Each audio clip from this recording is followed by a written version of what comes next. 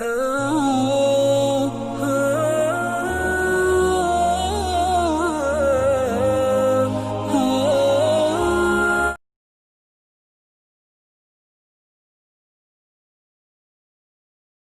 هادي له وأشهد أن لا إله إلا الله وحده لا شريك له وأشهد أن محمدًا عبده ورسوله يا أيها الذين آمنوا اتقوا الله حق تقاته ولا تموتن إلا وأنتم مسلمون يا أيها الناس اتقوا ربكم الذي خلقكم من نفس واحدة وخلق منها زوجها وبث منهما رجالا كثيرا ونساء واتقوا الله الذي تساءلون به والأرحام إن الله كان عليكم رقيبا يا أيها الذين آمنوا اتقوا الله وقولوا قولا سديدا يصلح لكم أعمالكم ويغفر لكم ذنوبكم ومن يطع الله ورسوله فقد فاز فوزا عظيما أما بعد فإن خير الحديث كتاب الله وخير الهدي هدي محمد صلى الله عليه وسلم وشر الأمور محدثاتها وكل محدثة بدعة وكل بدعة ضلالة وكل ضلالة في النار فأعوذ بالله السميع العليم من الشيطان الرجيم من حمده ونفخه ونفثه بسم الله الرحمن الرحيم قل إن كنتم تحبون الله فاتبعوني يحببكم الله ويغفر لكم ذنوبكم والله غفور رحيم. محترم بزرگان دین، نوجوان ساتھیو، عزیز بچوں، پردہ نشین خواتین اسلام، خطبہ مسنونہ کے بعد قرآن کریم کی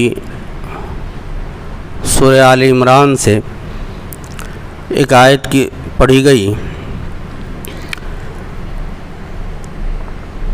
اس آیت کی روشنی میں آج جس موضوع کے تحت چند باتیں آپ کے سامنے رکھنے کی کوشش کروں گا اللہ کی توفیق سے، وہ ہے اتباع سنت. سب سے پہلے قرآن کریم کا ترجمہ سمجھ لیں. اللہ تبارک و تعالی فرماتے ہیں قل ان کنتم تحبون اللہ فاتبعونی. اے نبی کریم صلی اللہ علیہ وسلم، اگر اللہ کے بندے،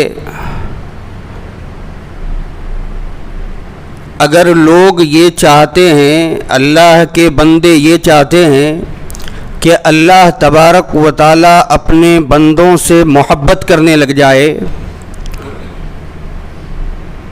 تو ایسے لوگوں کو کہیے فاتبعونی کہ سب سے پہلے میری اتباع کرو. سب سے پہلے نبی کریم صلی اللہ علیہ وسلم کی اتباع کرو. یحببکم اللہ. تو تمہاری جو یہ تمنا ہے، تمہاری جو یہ خواہش ہے، تمہاری جو یہ امید ہے، اس کو اللہ تبارک و تعالیٰ پورا کر دے گا. یحببکم اللہ، اللہ تبارک و تعالیٰ تم سے محبت کرنے لگے گا. وَيَغْفِرْ لَكُمْ ذُنُوبَكُمْ، اور تمہارے گناہوں کو بھی معاف کر دے گا. واللہ غفور الرحیم، اللہ رب العالمین معاف کرنے والا، رحم کرنے والا ہے. تو اس آیت سے پتہ یہ چلا کہ اگر انسان یہ چاہتا ہے کہ وہ اللہ تبارک و تعالیٰ کا محبوب ہو جائے، اللہ رب العالمین کا پسندیدہ ہو جائے، تو وہ سب سے پہلے نبی کریم صلی اللہ علیہ وسلم کی اتباع کرے. اور ہمارے لیے صرف اتنا ہی ہے کہ ہم اتباع ہی کریں.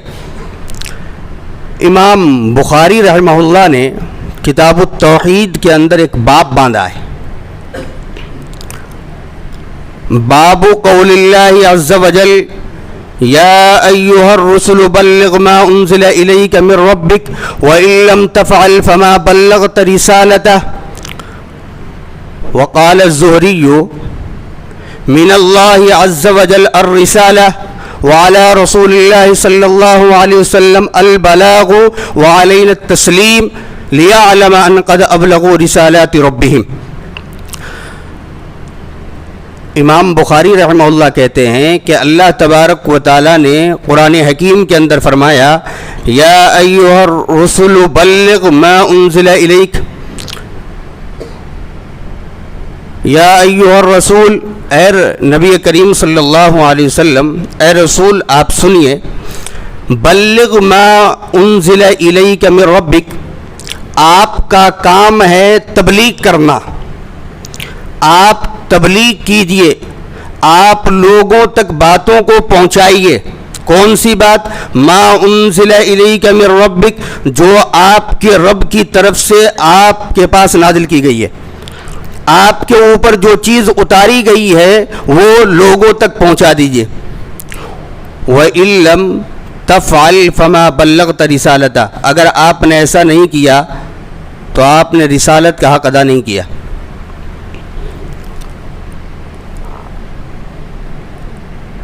اللہ تبارک و تعالیٰ نے رسول کو یہ حکم دیا، یہ پیغام دیا کہ صرف اور صرف اللہ تبارک و تعالیٰ کی بات ہی کو پہنچائیے. بلغ ما انزل الیک من ربک وان لم تفعل فما بلغت رسالتہ. اور اگر آپ ایسا نہیں کرتے ہیں تو آپ نے جس منصب کے اوپر، جس عہدے کے اوپر آپ کو رکھا گیا ہے، اس کا حق آپ نے ادا نہیں کیا. اس کے بعد امام بخاری رحمہ اللہ امام زہری کا قول نقل کرتے ہیں کہ من اللہ عز وجل الرسالہ، کہ امام زہری کہتے ہیں کہ اللہ تبارک و تعالیٰ کا کام ہے پیغام کو نازل کرنا، اپنے احکام کو، اپنی باتوں کو اپنے بندوں تک پہنچانا، یہ صرف اللہ تبارک و تعالیٰ کا کام ہے. اور نازل کرنا کس کے اوپر ہے؟ سارے کے سارے لوگوں پر نہیں. ایک منتخب آدمی ہو، ایک منتخب انسان ہو، پہاڑ کے اوپر نہیں، کسی اور چیز کے اوپر نہیں، بلکہ سلیکٹڈ ایک آدمی ہو انسانوں کے لیے، اس کے اوپر اس پیغام کو نازل کیا جائے. یہ اللہ تبارک و تعالیٰ کا کام ہے. وَعَلَى رسول اللہ صلی اللہ علیہ وسلم البلاغ، اور رسول کا کام ہے پہنچا دینا. رسول اللہ صلی اللہ علیہ وسلم کا کام ہے پہنچا دینا، اور ہمارا کام ہے وَعَلَيْنَا التَّسْلِيمُ، اور ہمارا کام ہے صرف اور صرف تسلیم کر لینا. اور اسی تسلیم کا نام اتباع ہے. اللہ کا کام بتلایا گیا، اللہ رب العالمین کا کام ہے نازل کرنا، اور رسول کا بھی کام بتلایا گیا، رسول کا کام ہے پہنچا دینا. اور جن تک پہنچایا جائے، جن لوگوں تک، ان لوگوں کا کام یہ ہے کہ وہ صرف اور صرف تسلیم کر لے. اس تسلیم کا نام ہی اتباع ہے. صحابہ کرام حدیث کے متعلق، حدیث کے معاملے میں کتنے سیریس اور کتنے سنجیدہ ہوتے تھے، ایک حدیث سے ہم اس بات کا اندازہ لگا سکتے ہیں. ابن بطہ ایک حدیث نقل کرتے ہیں. حضرت ابن شہاب کہتے ہیں کہ مجھے عروہ بن زبیر نے یہ خبر دی کہ حضرت عائشہ رضی اللہ تعالی عنہ کہتی ہیں کہ میرے ابو حضرت ابو بکر صدیق رضی اللہ تعالی عنہ یہ کہتے ہیں کہ مجھے اگر نبی کریم صلی اللہ علیہ وسلم کی کوئی بھی سنت، کوئی بھی عمل، کوئی بھی فعل اگر مجھ تک پہنچ جائے تو میں اس کے اوپر عمل کروں. کیوں؟ اس لیے کہ وَإِنِّي لَأَخْشَىٰ أَن تَرَكْتُ میں ڈرتا ہوں کہ کہیں اللہ کے نبی صلی اللہ علیہ وسلم کی سنت مجھ سے چھوٹ نہ جائے، ان ازیغ، اور میں گمراہ نہ ہو جاؤں، میں کہیں گمراہ نہ ہو جاؤں۔ اس وجہ سے میں نبی کریم صلی اللہ علیہ وسلم کی سنت کو، قول کو، فعل کو اگر وہ مجھ تک پہنچ جائے تو میں گمراہی کے ڈر کی وجہ سے اس پر عمل کرنا چاہتا ہوں۔ کہیں میں نے سنت کو چھوڑ دیا تو کہیں میں گمراہ نہ ہو جاؤں، اس وجہ سے اگر میرے پاس کوئی سنت پہنچتی ہے تو میں اس کے اوپر عمل کروں۔ اس کے بعد شیخ کہتے ہیں، وقال الشیخ هذا یا اخوانی، اے میرے بھائیو سنو، الصدیق الاکبر یتخوف علی نفسی الزیغا، یہ صدیق اکبر ہیں جو اپنے آپ پر ڈر رہے ہیں کہ کہیں وہ گمراہ نہ ہو جائیں۔ تو ان لوگوں کا کیا حال ہوگا جو اس زمانے کے اندر آئیں گے، یستہزئون بنبیہ، اور اپنے نبی کا مذاق اڑائیں گے، اپنے نبی کا، وہ بِأَمَاوِرِهِ، اور اپنے نبی کے احکام کا مذاق اڑائیں گے، سنت کا بھی مذاق اڑائیں گے اور نبی کریم صلی اللہ علیہ وسلم کا بھی مذاق اڑائیں گے۔ کیسے؟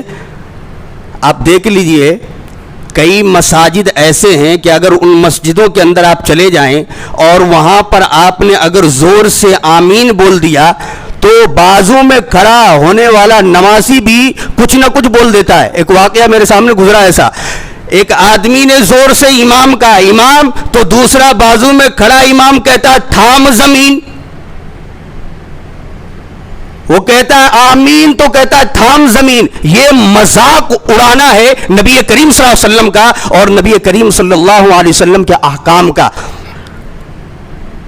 وَيَتَبَاغُونَ بِمُخَالِفَتِهِ، اتنا ہی نہیں، وہ کہتے ہیں کہ لوگ ایسے بھی ہوں گے کہ نبی کریم صلی اللہ علیہ وسلم کی سنت کی مخالفت پر فخر کریں گے۔ آج دیکھ لیجئے حالات کیسے ہیں لوگوں کے، لوگ فخر کے ساتھ بیان کرتے، میں نے فلاں مسلک والے کو اس معاملے میں پیک کر دیا۔ وہ یہ نہیں سمجھتا ہے کہ میں نے نبی کریم صلی اللہ علیہ وسلم کی سنت کا مذاق اڑا دیا ہے۔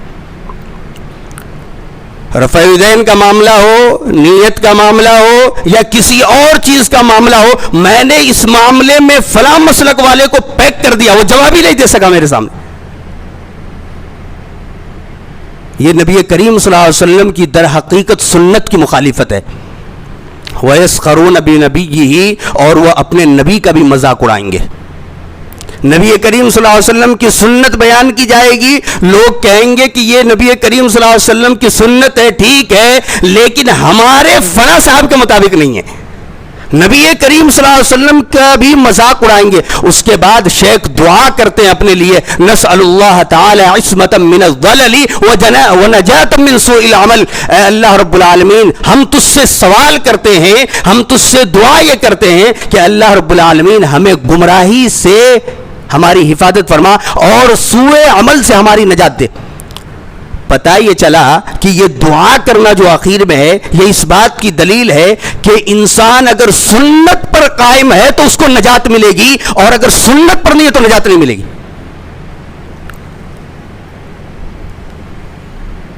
تو صحابہ کرام حدیث کے معاملے میں بڑا سنجیدہ ہوتے تھے۔ مائی عائشہ صدیقہ رضی اللہ تعالیٰ عنہ اپنے باپ کا معاملہ بیان کر رہی ہیں کہ میرے باپ، اچھا حضرت ابو بکر صدیق رضی اللہ تعالیٰ عنہ سے زیادہ متبع سنت کون ہو سکتا ہے؟ ان کی حالت مائی عائشہ صدیقہ رضی اللہ تعالیٰ عنہ بیان کرتی ہیں کہ میرے باپ کا یہ حال ہے کہ وہ کہتے ہیں کہ میرے پاس اگر پیارے رسول صلی اللہ علیہ وسلم کا کوئی عمل یا کوئی قول مجھ تک پہنچ جائے تو میں اس کے اوپر عمل کروں، اس ڈر سے کہ کہیں اگر میں نے اس کو چھوڑ دیا تو کہیں میں گمراہ نہ ہو جاؤں۔ پیغام کیا ملا؟ ہمارے لیے بھی ضروری ہے کہ اگر ہم تک پیارے رسول صلی اللہ علیہ وسلم کی کوئی بات پہنچ جائے تو ہم اس کے اوپر سب سے پہلے عمل پیرا ہوں۔ چلیے اتباع سنت یا سنت رسول کا مفہوم سب سے پہلے متعین کر لیتے ہیں ایک حدیث کی روشنی میں۔ حضرت عبداللہ ابن مسعود رضی اللہ تعالیٰ عنہ نے ایک مرتبہ چند عورتوں کے اوپر بددعا کر دی، گدوانے والی، گوندنے والی،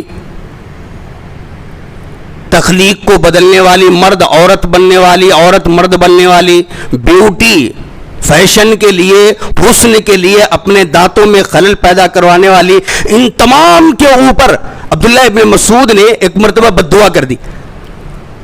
ایک ام یعقوب نام کی ایک عورت ہے بنی اسد سے، اس کے پاس بھی یہ فتویٰ پہنچا، اس کو بھی یہ خبر ملی کہ عبداللہ ابن مسعود رضی اللہ تعالیٰ عنہ نے ان تمام عورتوں پر بد دعا کی ہے. فوراً پہنچ گئی. حضرت میں نے سنا ہے کہ آپ نے ایسا ایسا کہا ہے، آپ نے ایسی اس طریقے سے بد دعا کی ہے. کہا میں اس کے اوپر بد دعا کیوں نہ کروں جس کے اوپر اللہ کے نبی صلی اللہ علیہ وسلم نے بد دعا کی ہے اور اللہ تبارک و تعالیٰ نے بد دعا کی ہے، اللہ رب العالمین کی کتاب کے اندر بھی ہے. اب دیکھیے معاملہ یہ ہوتا کہ اگر تقلید جائز ہوتی اتباع کے مقابلے میں تو یہ عورت خاموشی کے ساتھ عبداللہ ابن مسعود کی بات کو سن کر کے واپس چلی جاتی. اس لیے کہ تقلید کا معنی ہی اور مفہوم یہی ہے کہ خاموشی کے ساتھ چپ چاپ اس بات کو سن لینا، اس کے اوپر سوال نہ کرنا. وہ اسی پر رکی نہیں، کہتی ہے کہ عبداللہ ابن مسعود ایک مسئلے کے لیے اس عورت نے پورا کا پورا قرآن پڑھ ڈالا. کہتی ہے کہ میں نے پورا قرآن پڑھ لیا ہے، مجھے یہ مسئلہ کہیں نہیں ملا جو آپ بیان کر رہے ہیں. دیکھیے کیسے عورتیں ہوا کرتی تھی، کتنا جذبہ اور شوق تھا علم حاصل کرنے کا، قرآن و سنت کا، کہ ایک مسئلے کے لیے پوری کے پورے قرآن بیان کر دی. لوحین کا لفظ ہے، دونوں تختیوں کے بیچ میں جتنی بھی چیز ہے قرآن کے بسم اللہ کے با سے لے کے سورہ ناس کے سین تک میں نے پڑھ ڈالا ہے، مجھے یہ مسئلہ نہیں ملا جو آپ بیان کر رہے ہیں. عبداللہ ابن مسعود رضی اللہ تعالی عنہ قرآن اور حدیث کا حوالہ دے رہے پھر بھی مطمئن نہیں ہو رہی ہے. عبداللہ ابن مسعود رضی اللہ تعالیٰ عنہ نے کہا کہ اے میری بہن، کیا تو نے قرآن کریم میں سورہ حشر کو پڑھا ہے؟ کہاں پڑھا ہے؟ سورہ حشر میں وما آتاکم الرسول فخذوہ وما نہاکم عنہ فانتہوا، اس آیت کو پڑھا ہے؟ کہاں پڑھا ہے؟ تو کہا یہی تو ہے. اللہ تبارک و تعالیٰ نے کہا کہ اے نبی کریم، اے لوگوں سنو، جو رسول تمہیں دے دے وہ لے لو اور جس سے منع کر دے اس سے رک جاؤ. تو رسول نے بد دعا کر دی. در حقیقت اللہ تبارک و تعالیٰ کی طرف سے یہ پیغام ہے کہ جو رسول دے دے اس کو لے لو اور جس سے رکنے کے لیے کہا جائے اس سے رک جاؤ. تو یہ اللہ اور اس کے رسول دونوں کی طرف سے یہ دلیل ثابت ہوئی. اللہ کے نبی صلی اللہ علیہ وسلم نے بد دعا کی ہے، در حقیقت اللہ کے نبی صلی اللہ علیہ وسلم نے بد دعا کی ہے تو اللہ تبارک و تعالیٰ کی طرف سے یہ بد دعا کیوں؟ وما ينطق عن الهوى ان هو الا وحی یوحى. رسول اپنی طرف سے کچھ نہیں بولتا، جو بھی بولتا وہ وحی ہوا کرتی ہے. اس آیت کی روشنی میں اللہ اور اس کے رسول دونوں کی طرف سے یہ ثابت ہوا کہ ایسی عورتوں کے اوپر اللہ اور اس کے رسول دونوں نے بد دعا کی.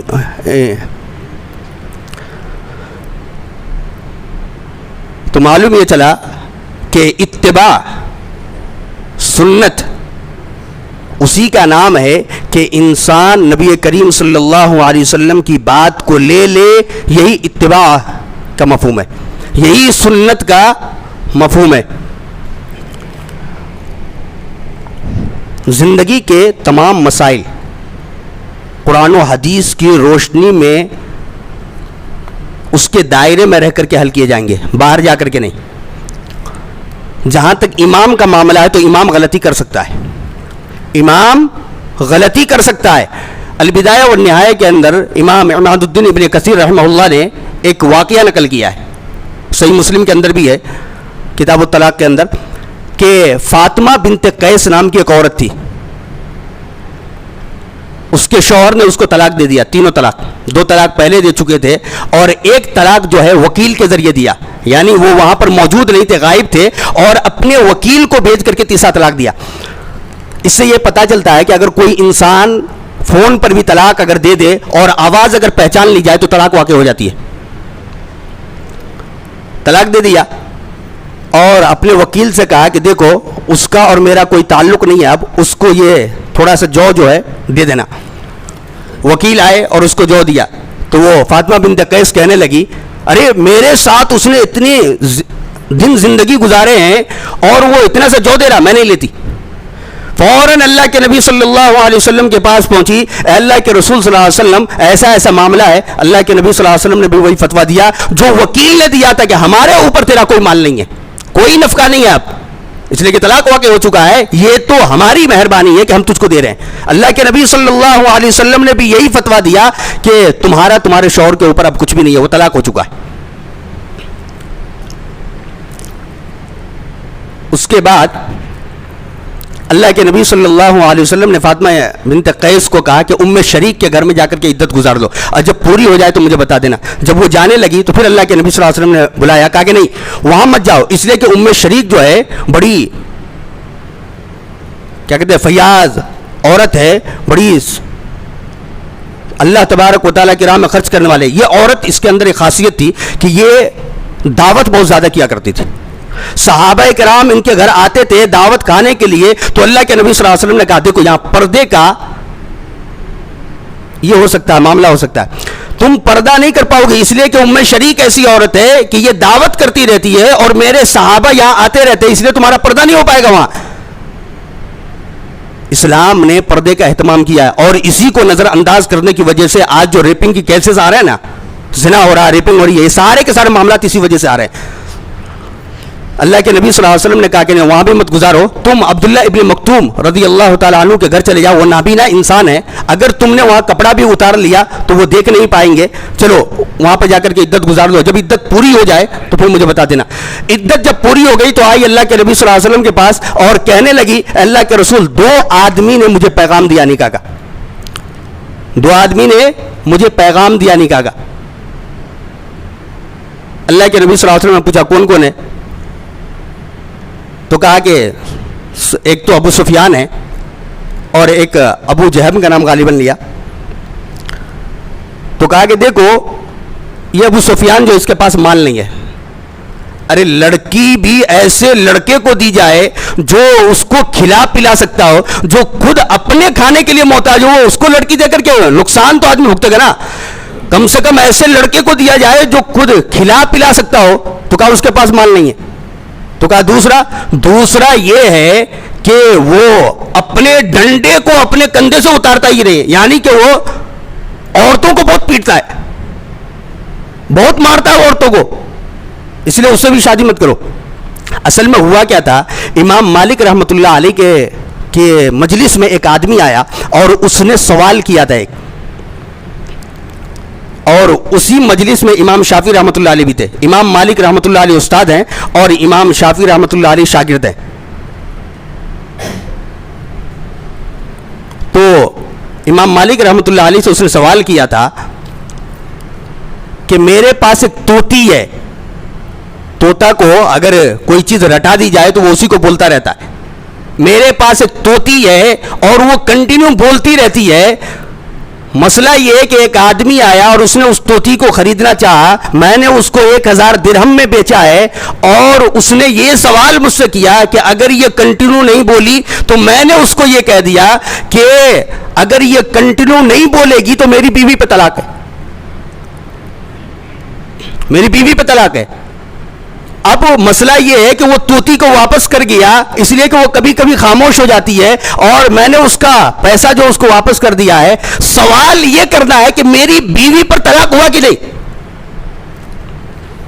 امام مالک رحمۃ اللہ علیہ نے کہہ دیا تھا کہ طلاق ہو گیا. امام شافعی رحمۃ اللہ علیہ نے باہر جا کر کے پوچھا کیا مسئلہ؟ کہا یہ مسئلہ. کہا طلاق ہوا کہ نہیں ہوا؟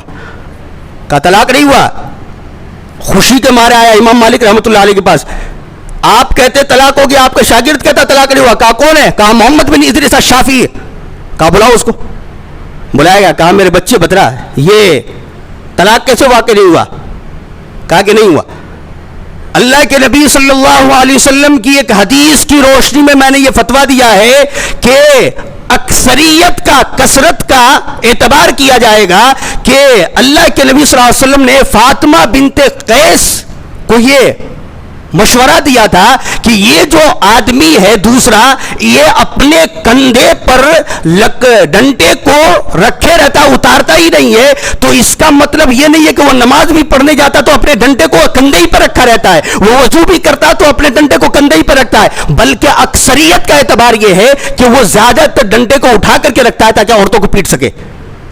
اس کا مطلب یہ نہیں ہے. تو اللہ کے نبی صلی اللہ علیہ وسلم کی اس حدیث کی روشنی میں میں نے یہ کہا کہ طوطی کنٹینیو بولتی ہے, کبھی کبھی چپ ہو جاتی ہے, تو اکثریت کا اعتبار کرتے ہوئے میں نے کہا کہ اس حدیث, اس ٹکڑے کی روشنی میں کہ اس عورت کے اوپر طلاق واقع نہیں ہوا. یہ ہے سنت رسول صلی اللہ علیہ وسلم, اللہ کے رسول صلی اللہ علیہ وسلم کی سنت کے مطابق مسئلے کو استنباط کرنا, در حقیقت یہی اجتہاد ہے.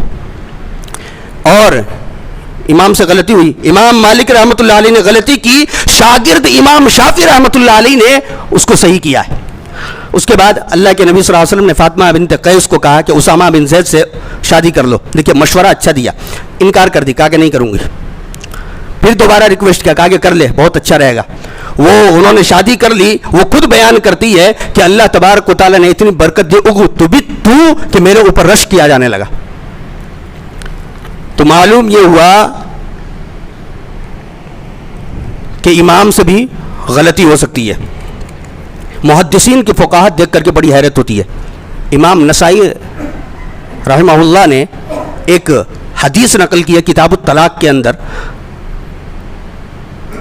اور اس کو سمجھانے کی کوشش کی ہے. دیکھیے کس طریقے سے, جبکہ کتاب الطلاق میں اس حدیث کو لائے ہیں اور کتاب الطلاق کا تو بھی اس حدیث کے اندر نہیں ہے. امام بخاری رحمہ اللہ, امام نسائی رحمہ اللہ باب باندھتے ہیں, باب الطلاق بالاشارۃ المفہومہ, اور اس کے تحت حدیث لاتے ہیں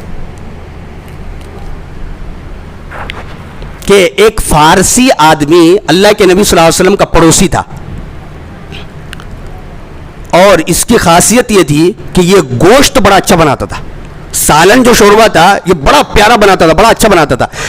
اس نے ایک مرتبہ بنایا اور اللہ کے نبی صلی اللہ علیہ وسلم کے پاس آیا. اللہ کے نبی صلی اللہ علیہ وسلم کو بلایا اشارے میں, اللہ کے رسول. بازو میں مائی عائشہ صدیقہ رضی اللہ تعالیٰ عنہ بیٹھی ہوئی تھی. اللہ کے نبی صلی اللہ علیہ وسلم نے اشارے ہی میں کہا کہ عائشہ کو بھی لے کر کے آؤں. انکار کر دیا, نہیں صرف آپ کے لیے, صرف آپ کے لیے آپ آئیے. تو اللہ کے نبی صلی اللہ علیہ وسلم نے بھی اشارے میں, ہاتھ کے اشارے سے, ہاتھ سے ہی بات چل رہی ہے. اللہ کے نبی نے بھی انکار کر دیا, نہیں پھر نہیں آتا.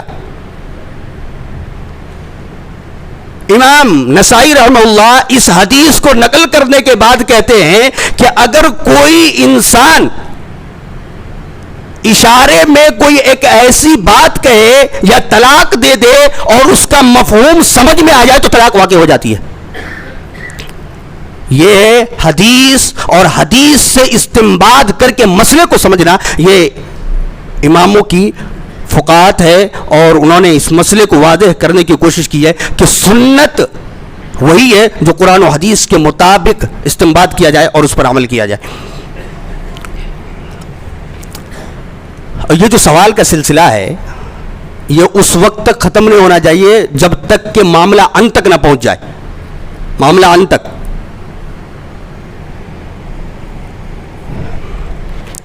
ایک ابن ابو عمار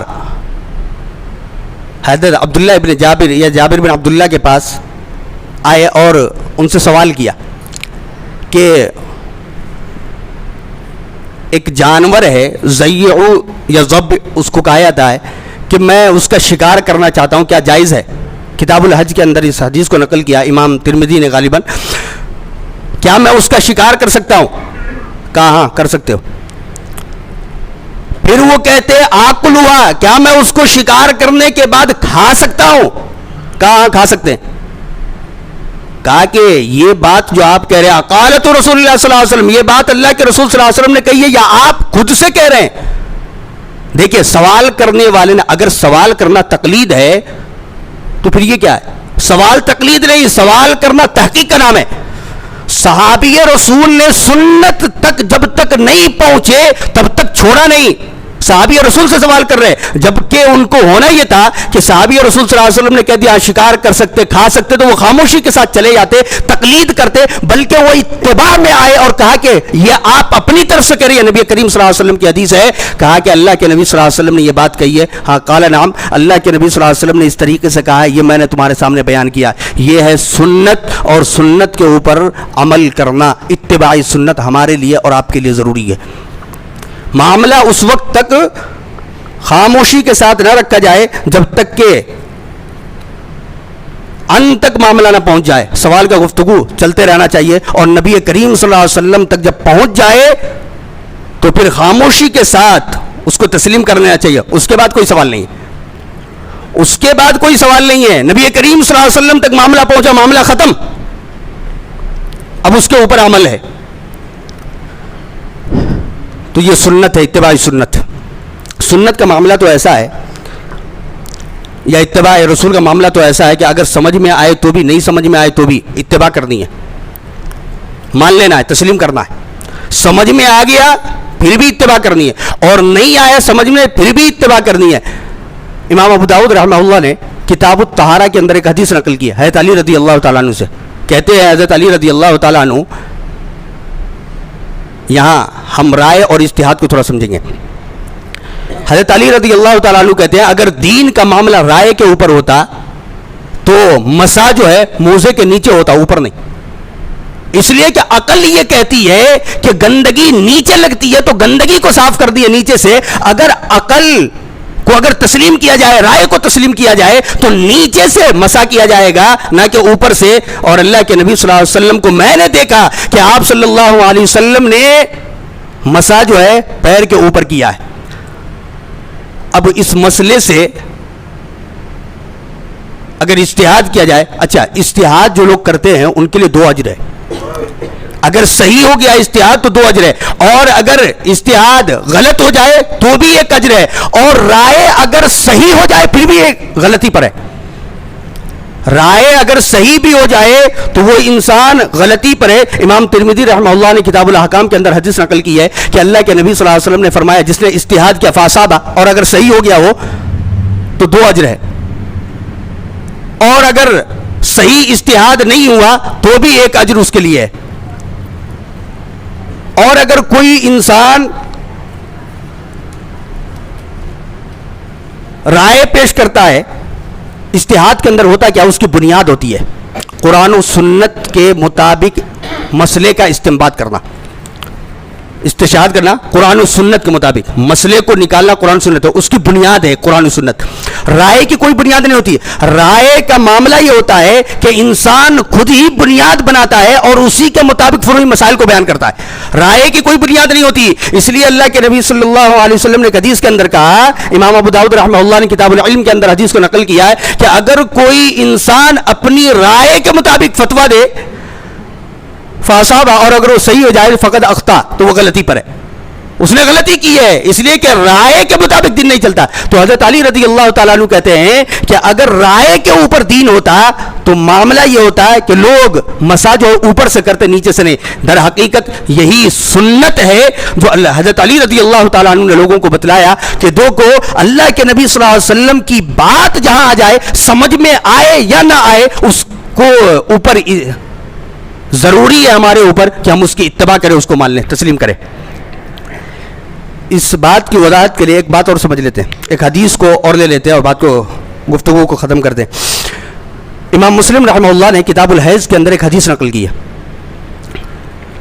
مائی عائشہ صدیقہ رضی اللہ تعالیٰ عنہ کے پاس ایک عورت آئی اور آ کر کے کہتی ہے کہ مائی ایک سوال کا جواب دے دیجئے، ایک سوال پوچھنی ہے آپ سے۔ کہا پوچھو۔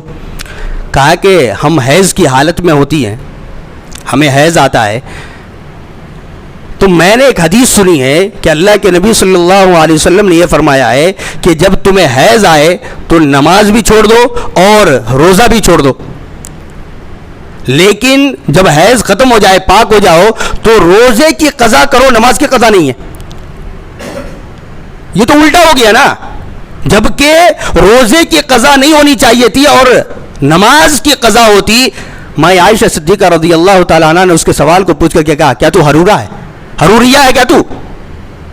حروریہ اس زمانے کے اندر جو تھے وہ رائے سے اپنی بات کو پیش کیا کرتے تھے، اپنی عقل کے مطابق، ایسا ہونا چاہیے، ایسا ہونا چاہیے۔ کہا نہیں، میں حروریہ نہیں ہوں، میں ایک مسئلہ پوچھ رہی ہوں آپ سے، اس سوال کا جواب چاہتی ہوں۔ ماں عائشہ صدیقہ رضی اللہ تعالیٰ عنہ نے کہا، اس کے سوال کا جواب نہیں دیا، بلکہ حدیث پیش کی اور کہا کہ اللہ کے نبی صلی اللہ علیہ وسلم کے زمانے میں بھی ہمیں حیض آتا تھا اور اب بھی حیض آتا ہے. اللہ کے نبی صلی اللہ علیہ وسلم نے ہمیں یہ پیغام دیا کہ جب حیض آ جائے تو نماز اور روزہ دونوں چھوڑ دو, قضا روزے کی کرو, نماز کی نہیں. اس لیے آج بھی ہم یہی عمل اختیار کرتے ہیں. دیکھیے اس نے تو سوال کیا, وہ صحیح ہے یا غلط ہے اس کے وہ پیچھے نہیں گئی, بلکہ یہ بتلایا کہ پیارے رسول صلی اللہ علیہ وسلم نے اس طریقے سے کہا ہے اور اس طریقے سے کرنے کے لیے کہا ہے. اسی لیے اللہ کے نبی صلی اللہ علیہ وسلم کی سنت, اللہ کے نبی صلی اللہ علیہ وسلم کی بات کی اتباع کرتے ہوئے ہمیں یہی کام کرنا ہے کہ ہم روزے کی قضا کریں, نماز کی قضا نہیں ہے. یہ چند باتیں تھی جو اتباع سنت کے تعلق سے ہمارے سامنے آئی. دعا کریں اللہ رب العالمین سے اللہ تبارک و تعالی ہمیں اور آپ کو اتباع سنت, نبی کریم صلی اللہ علیہ وسلم کی سنت کی اتباع کرنے کی توفیق دے. اللہ رب العالمین سے دعا کرے کہ اللہ رب العالمین ہمیں قرآن و حدیث کے مطابق زندگی گزارنے کی توفیق دے. اللہ رب العالمین ہمیں اور آپ کے تمام لوگوں کے گناہوں کو معاف فرمائے. اللہ ہماری خطاؤں کو معاف فرمائے. اے اللہ رب العالمین جو لوگ گزر گئے ان کے گناہوں کو معاف فرما. اے اللہ ان کے قبر کو نور سے بھر دے, جنت میں اعلیٰ مقام عطا فرما. اے اللہ رب العالمین ہمیں سنت کے مطابق اپنی رات و دن کو گزارنے کی توفیق عطا فرما. اے اللہ رب العالمین جو لوگ بیمار ہیں ان کو شفائے کلی عطا فرما. اے اللہ ہمارے ملک کو حالات پھر سے بدتر ہونے جا رہے ہیں, اللہ رب العالمین اس حالات کو امن و امان میں تبدیل عطا فرما. آمین. بارک اللہ لنا ولکم فی القرآن العظیم ونفعنا وإیاکم بالآیات والذکر الحکیم انہ تعالی جواد کریم ولکم الرؤوف الرحیم.